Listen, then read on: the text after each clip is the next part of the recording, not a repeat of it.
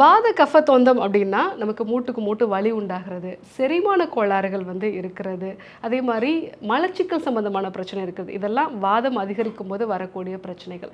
So இந்த வாத சம்பந்தமான நோய்கள் இருக்கிறவங்களும் நம்ம வந்து இந்த சுறா வந்து எடுத்துக்கலாம். கஃப நோய்கள்னு பார்க்கும்போது சைனோசைட்டிஸ், ஆஸ்துமா, வீசிங் இந்த மாதிரி பிரச்சனை இருக்கிறவங்களும் இந்த சுறா மீனும் வந்து நம்ம எடுத்துக்கலாம், சுறா கருவாடும் வந்து எடுத்துக்கலாம்.